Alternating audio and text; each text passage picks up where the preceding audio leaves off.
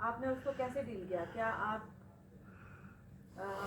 बहुत ओके थे कि हाँ ठीक है जाओ जंगल में, और you very cautious husband, did it like did you retort to being like a very over suggesting precautionary measures, ये भी कर लेना वो भी कर, how did you deal with it? I mean, 3 शब्दों में कहेंगे तो जंगल में मंगल किया हमने। ऐसा है कि ये सबसे पहले तो मैं आसिफ साहब को, माटी ट्रस्ट को बहुत बहुत धन्यवाद देना चाहूँगा।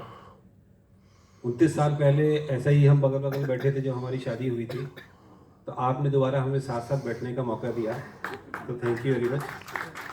वरना हमारी के साथ कहाँ कि हम ऐसे बैठे।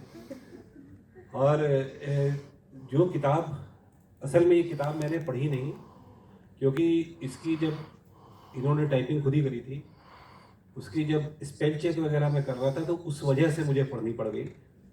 और पढ़ते पढ़ते ऐसा हुआ कि मुझे थोड़ा सा मतलब गलत भी लगा कि अगले दिन मैं संडे को पढ़ रहा हूँ, अगले दिन मेरा ऑफिस है, पूरा काम भी है, लेकिन राइटिंग इतनी इंटरेस्टिंग लगी कि मैं पढ़ता रहा और सवेरे तक पढ़ करके सीधे उठ करके कंप्यूटर से फिर सीधे ऑफिस गया। तो पढ़ने में जो भी इसको पढ़ता है मज़ा बहुत आएगा। और काफ़ी चीज़ें, इंसिडेंट्स मेरे ही जीवन से लिए गए हैं। फॉरेस्ट सर्विस एक ऐसी नौकरी है ना, शुरू में ही हमको हमारे कुछ सीनियर्स ने कहा था कि मतलब नौकरी में तनख्वाह भी मिलती है और पूरी नौकरी एक तरह से पिकनिक जैसी है। अब मुझे 33 साल हो गए नौकरी करते हुए, मैं पूरी 33 साल की पिकनिक नहीं करूँगा, लेकिन हमारा जो पीरियड था फील्ड में काम करने का, चाहे वो स्मगलर से डील करना है, चाहे वो वाइल्ड लाइफ से डील करना है, लेकिन आखिरकार जहाँ आप लोग पैसा दे के जाते हैं ठहरने घूमने के लिए और समय निकाल के जाते हैं, वहाँ हम अपनी ज़िंदगी गुजारते हैं। तो मतलब ये बहुत ही मतलब एक भगवान की देन है कि हमें इस नौकरी में आने का मौका दिया गया। Challenges are there, no doubt challenges are there, but that's a part of life and we have enjoyed all the challenges. Prakash Singh साहब की हम बातें सुन रहे थे जब वो पुलिस के बारे में बता रहे थे। सिस्टम में ऐसे इश्यूज हैं,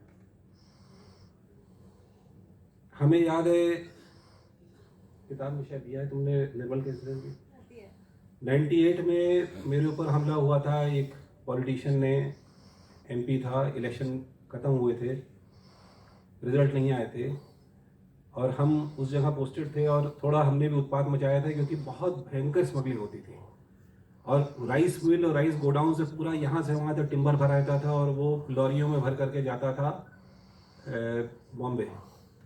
तो मतलब राइस बैग्स नीचे रख के जाता था। तो जब हमको मालूम चला और हम लोगों ने रेड्स डालनी शुरू किए तो भयंकर रूप से मतलब हर तरफ जो है एक तरह से मतलब लकड़ियाँ मिलनी शुरू हुई। और कोई पेड़ अपने आप नहीं कटता है, कोई जानवर कोई नुकसान नहीं करते हैं, ट्राइबल्स को ब्लेम किया जाता है, ऐसा कुछ नहीं है। ये सिर्फ ग्रीड है, लालच है, लोलुपता है, जिसके पीछे पूरा जो है सत्यानाश हो रहा है।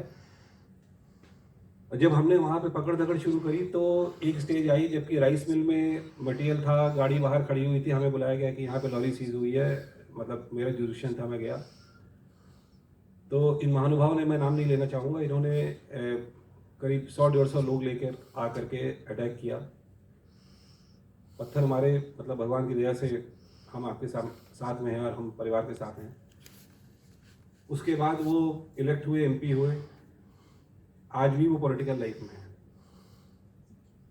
और जो उन पे केस रजिस्टर किया गया वो बाद में केस क्लोज कर दिया गया। ये सत्य है ज़िंदगी का। तो हालांकि हमने थोड़ा सा जॉकुलर मोड में कहा कि हम सर्विस एंजॉय भी करते हैं, यस एंजॉय भी करते हैं, लेकिन कई बहुत से पेनफुल मोमेंट्स होते हैं जो कि अभी भी चुभते हैं कि ऐसे लोग अगर साथ में हैं। जो पर्यावरण की जो बात कर रहे हैं नवीन जी, ये हमारी पूरी सोसाइटी में एक तरह से दीमक की तरह ये लोग लग चुके हैं, चाहे वो पुलिस के पीछे हो, चाहे प्रशासन के पीछे हो, एडमिनिस्ट्रेशन के पीछे, रेवेन्यू डिपार्टमेंट हो, पूरी सरकार। जब तक पब्लिक सही और गलत में फर्क करना नहीं शुरू करेगी तब तक इस देश में सुधार होना मुमकिन नहीं है। Sorry for diverting from topic. no problem sir, thank you for the answer. आप जब